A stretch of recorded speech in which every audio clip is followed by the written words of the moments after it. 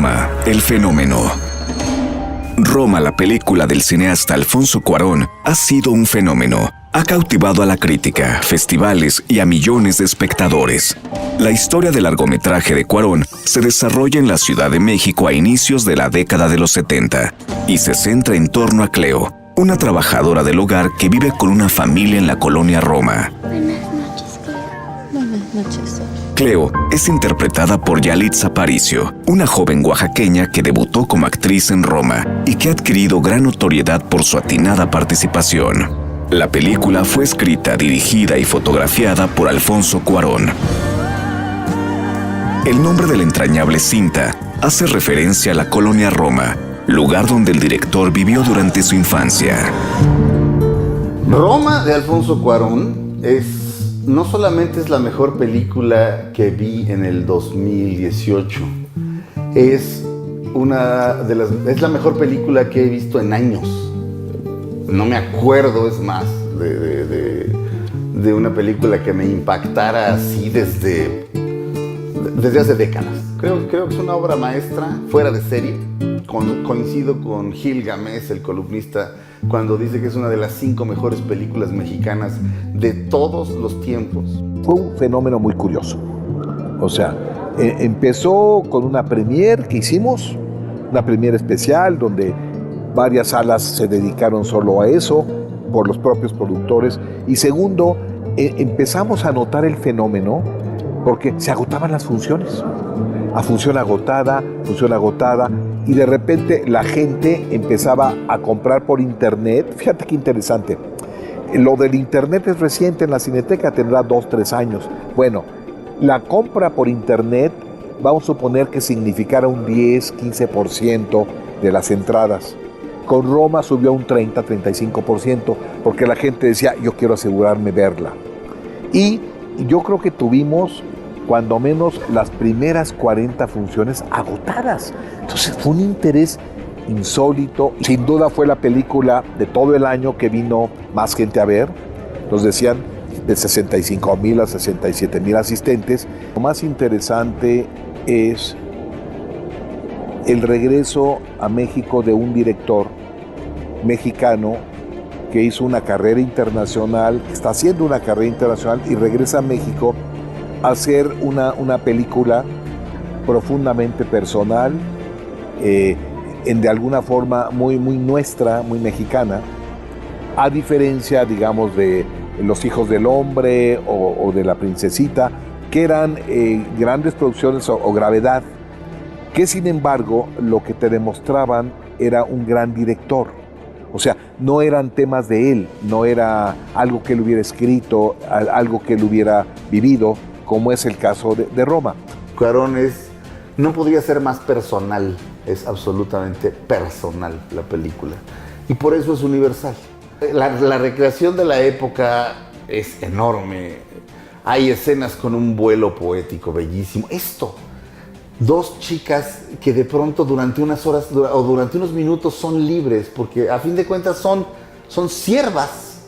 Esa es la palabra, son siervas, son sirvientas en el sentido, no quiero ser políticamente incorrecto, pero eso son. Contar la historia del siervo es contar la historia de la sirvienta. Es un logro. Es de un atinado humanizarla. Esto no es para que les dé culpa de clase a nadie, pero son seres humanos con sus preocupaciones tan importantes como las de cualquiera, que sufren discriminación, que apenas les alcanza, y de pronto las cambian y hay otras personas de intendencia, son como intercambiables. Y de pronto Roma nos cuenta la historia profunda y compleja de un ser humano cuya historia merece ser contada. Cleo es el símbolo de un México que se traiciona a sí mismo, porque Roma es una historia, además de ser una historia de nostalgia, la nostalgia que Cuarón le imprime a esa época, pero hay gente que dice, pues es que yo no viví esa época, entonces a mí no me mueve. No pasa nada, perdón, no pasa nada, pasa todo. Vemos un México traicionando a su propia juventud, un México asesinando a su propia juventud en el Halconazo, en el Jueves de Corpus, una manifestación reprimida por por jóvenes de la misma edad que los manifestantes, asesinándolos, golpeándolos. Vemos la escena, vemos a un padre de familia traicionando a su familia. Cualquiera se puede divorciar, cualquiera se puede enamorar de otra. Pero lo que hace este hombre es traición, es a la mala. Es una película de pérdida de la inocencia. Hay un momento en el que un niño piensa que su papá está de viaje y se lo encuentra en el cine de las Américas, por cierto.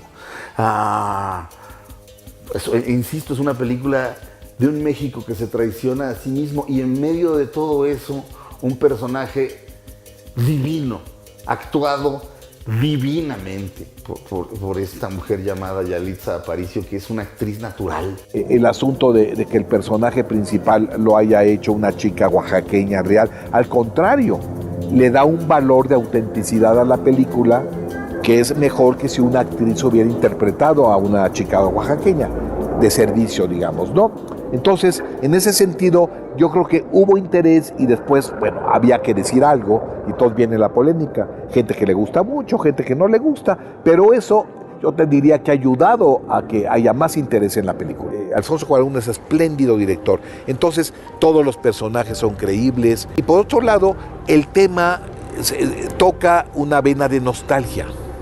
Es decir, el México de los 70s, el México cuando estaba el cine de las Américas, el México de los tranvías. Entonces, hay una empatía, sobre todo gente que de alguna forma vivimos esa época. Segundo, efectivamente, este fenómeno que creo que empieza yo desde el Festival de Cannes, donde las autoridades del Festival de Cannes decían, no la ponemos porque es una película de Netflix, pero ahí hay una confusión, porque Roma es una película perfectamente viable para el Festival de Cannes, independientemente de quién la hubiera financiado. O sea, entonces eso ayuda a este fenómeno. Las nuevas plataformas como Netflix llegaron a cambiar el juego. De entrada, como dijo el hoy muy pisoteado y escupido y olvidado Kevin Spacey, cuando presentó House of Cards, decía que había que hacerle caso a los creativos y darles libertad. Y eso es lo que ha ocurrido en Netflix en muchos casos. Hubo muchas notas, entonces se volvió la película que la gente quería ver. El referente cultural va a ser más por todo este fenómeno que se dio, de tanta gente que la quería ver, de que los cines no la pasaron. Ese es más. O sea, yo te diría que es su valor cultural, independientemente de que tiene un muy buen valor como película, va a ser por la referencia a todo esto de que la gente la quería ver y que no pasaba en salas comerciales, sino solo en salas más culturales. Eso es la nota. Estamos en un momento en el que podemos afirmar que algunos de los mejores cineastas del mundo son mexicanos. Por lo menos 4. Estoy contando a Arturo Ripstein por si de repente dicen cuál será el cuarto, ¿no? Estamos Guillermo del Toro, ganador del Oscar, Alejandro González Iñárritu, ganador no de 2, sino de 3 Óscares. Se le dio un Óscar especial por aquella instalación que tenía, ¿se acuerdan? En la que podías ir y con unos lentes de tercera dimensión vivir lo que viven la gente que la agarra la migra. 3 Óscares. Por supuesto, Alfonso Cuarón, Óscar a Mejor Dirección por Gravity. Desafortunadamente ahí era un guión flojón y no ganó película, pero esta vez ganará. Estamos en un momento que refleja perfectamente la condición en la que estamos. Grandes talentos mexicanos triunfando afuera.